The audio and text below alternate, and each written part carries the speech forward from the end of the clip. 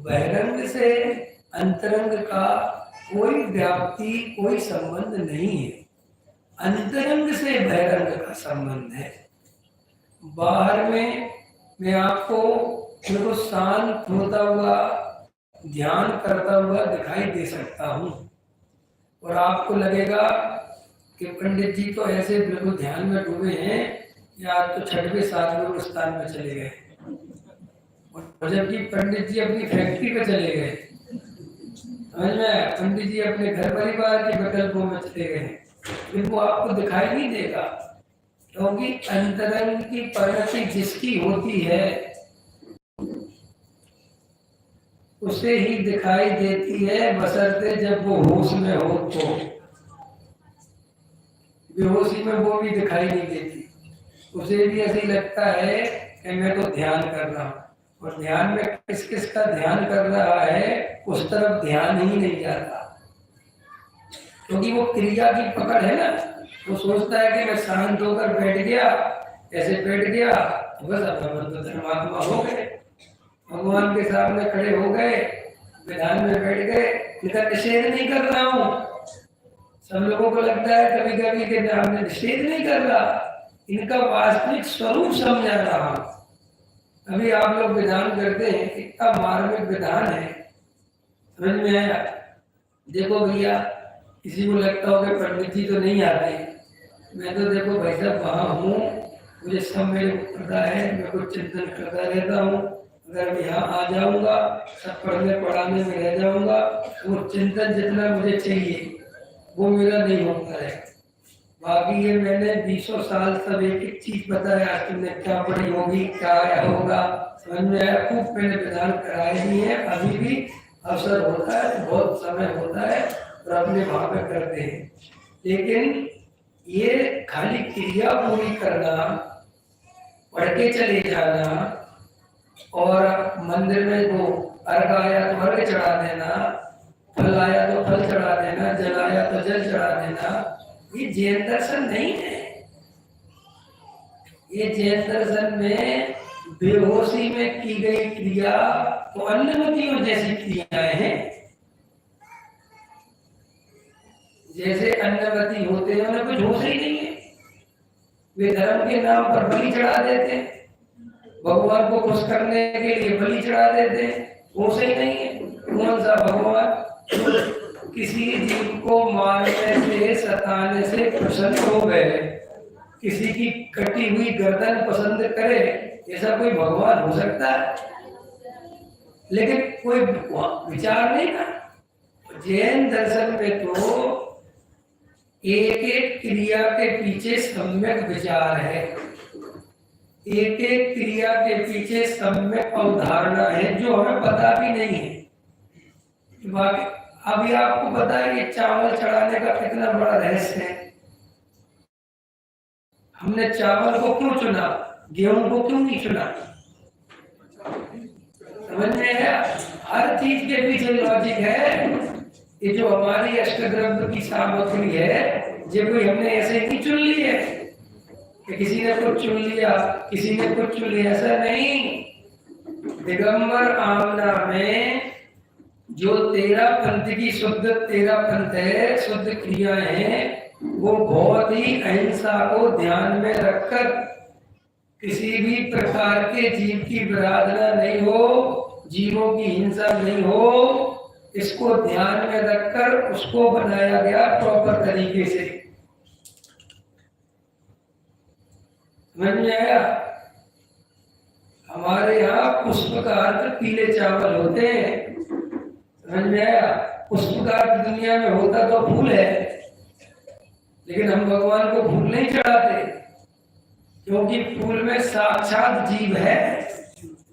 ये सब आपको कैसे पता? देखो ना, आप फूल तोड़ के लाओ, कैसा खिला हुआ रहता है, उसमें जब तक चेतना रहती है, जब तक वो जीव रहता है, एकदम खिला रहता है, और एकदम वो चढ़ाते ही तोड़ दे ही धीरे धीरे बेचारा मर जाता है।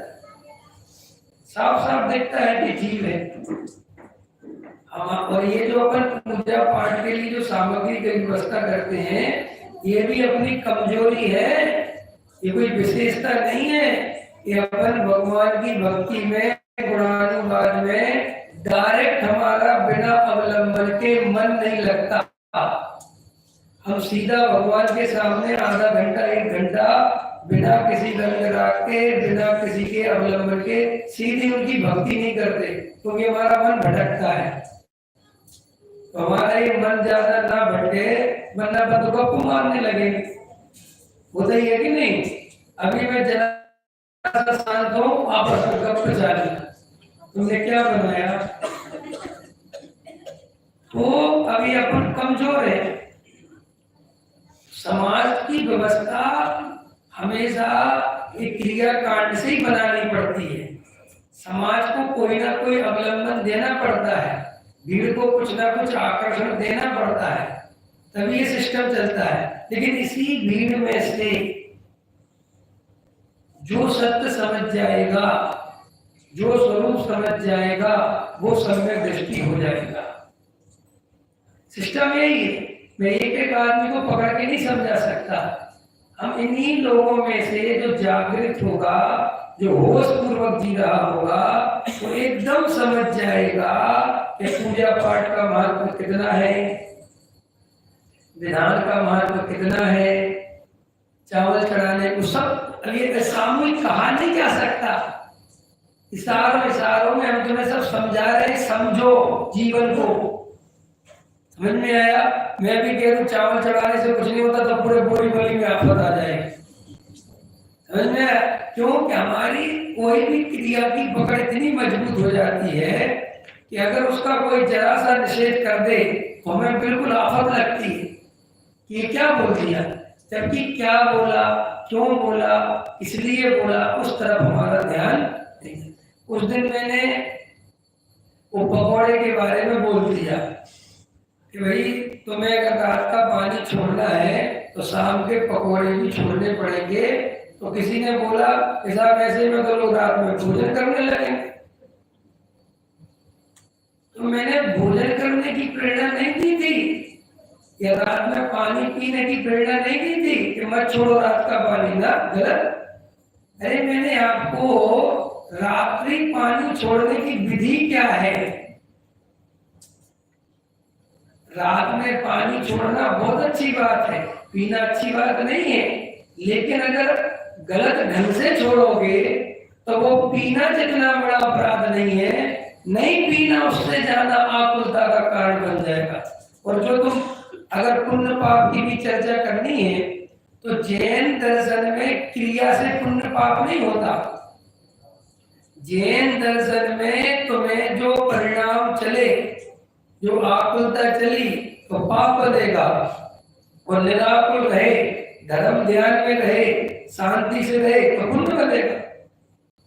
तुम्हारे सामने वो कुएं का मेढक है ना, वो मेढक जो ध्यान कर रहा था वो सेठ, और वो सेठ क्या हो गया, जब तक ये दीपक नहीं बुझेगा तब तक पानी नहीं पीऊंगा, प्रतिक्रमण करूंगा, माला फेरूंगा। अब वो अपने एकदम लग गया। अब सेठानी को क्या लगा कि आज तो सेठ जी बहुत ही गजब भक्ति में है, बहुत ही गजब चल रहा है। और उसको बेचारी जैसे ही दीपक का तेल या घी कम होने को हो गए, वो आके फिर डाल दे। अब सेठ जी का गला सूखने लगा, वो प्रतिज्ञा ऐसी कर बैठे, और सेठा ने कुछ खबर नहीं, तो वो डालते जा रहे। अब मेरा प्रश्न है, सेठ जी ने प्रतिज्ञा का पालन करा कि नहीं करा? अरे तुम लोग इतने जल्दी जवाब देते हो ना। प्रतिज्ञा का पालन क्रिया रूप तो किया, लेकिन भाव रूप नहीं किया। और अपन प्रतिज्ञा का पालन हमेशा क्रिया रूप ही मानते हैं। रघुकुल रीत सदा चली आई, प्राण जाए पर बचन न जाए। धन्य तुम्हारी रघुकुल रीत। समझ में आया कि नहीं आया? अपन प्रतिज्ञा नियम है, कुछ होश भी है, अंदर अभिप्राय पता है, भाव पता है, क्या अंदर दशा चल रही है।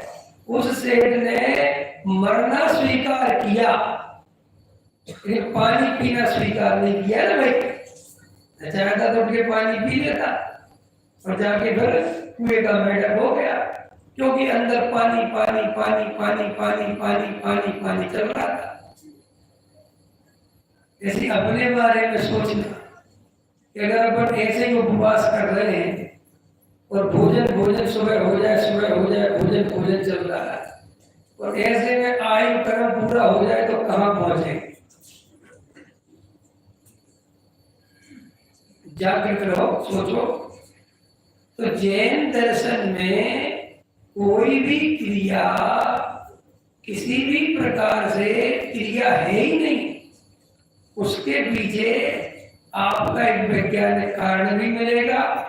और आपका और हमारा चित्त चूंकि थोड़ा चंचल है, तो बाहर में कुछ अवलंबन के शास्त्र आदि अवलंबन है, जैसे मैं यूं मान के चलो, अभी मेरी इतनी धारा नहीं है कि मैं शांति से 1.5 घंटे आत्मस्वरूप पर डूब जाऊं या 2 घंटे आत्मा से बाहर नहीं आऊं।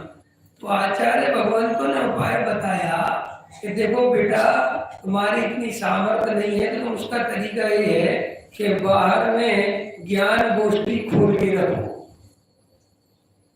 बाहर में सम्यक दर्शन की पुस्तक खोल के रखो, समझ में, समय सारथी खोल के रखो, मोक्ष मार्ग प्रकाशक जी रखो, कोई भी जिन शासन का जो वितरागता का पोषण करता हो ऐसे ग्रंथ को खोल के रखो। और अगर स्वानुभव करना ही है, आध्यात्म ध्यान में लगना है, तो ऐसा ग्रंथ खोलो जिसका एक एक वाक्य स्वानुभव की तरफ ले जाता हो। समझ में आया? अब जैसे अपन ये पढ़ा अपन ने, आत्मानुभव करने के लिए प्रथम क्या करना चाहिए, तो प्रथम यह निश्चित करना चाहिए कि मैं शरीर आदि पर द्रव्यों का कुछ नहीं कर सकता। शांत हो जाओ, इतना पढ़ लिया, ये लाइन हो गई, बैठ वहां खुला रहने दो, कोई अभिनय नहीं हो रही, कुछ नहीं हो रहा है, शांत होकर बैठ जाओ। और ये जो लाइन आई है, अब इसके आश्रय से भेद ज्ञान करो, और जितना मजबूत भेद ज्ञान होता जाए अंदर चलने दो। जब उपयोग बाहर को आने लगे और अंदर कोई आकुलता सी लगने लगे, ऐसा लगने लगे कि अभी नहीं हो रहा, बाहर आ जाओ, फिर पढ़ो। ये जो विकार होता है वह कर्म से नहीं, ठीक है, कोई दिखावा नहीं, कोई ड्रामा नहीं, कुछ नौटंकी नहीं, कोई आगे पढ़ना नहीं, कोई जल्दी जल्दी पुस्तक पूरी करना नहीं, कोई हमें पुस्तक हमारे लिए नहीं, पुस्तक के लिए हम नहीं बने, ये हमारे लिए बनी है। शास्त्र के लिए हम नहीं बने, शास्त्र हमारे लिए बने। शास्त्रों से हम नहीं बने, हमसे शास्त्र बने। समझ में आया कि नहीं आया? पकड़ में आया कि नहीं आया? ये गुरुदेव के जो वचन है ये अनुभव से निकले हैं। समझ में आया कि नहीं आया? कुंद कुंद भगवान जो समय सार लिख रहे हैं तो स्वानुभव से लिख रहे हैं। तो स्वानुभव से शास्त्रों का जन्म होता है, शास्त्रों से स्वानुभव का नहीं। समझ में आया? तो इनके अवलंबन से बाहर और अंतरंग में निर्णय करना।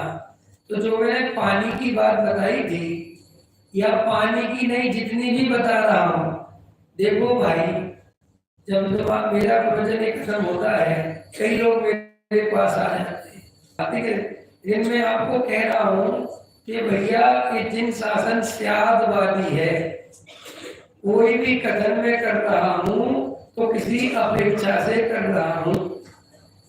समझ में आया?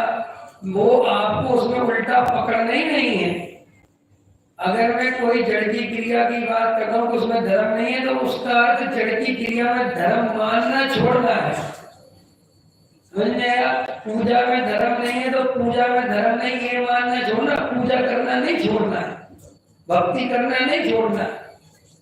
ये व्यवहार करना है, छोड़ना बोलना की भाषा है, लेकिन हम भी कमजोर हैं।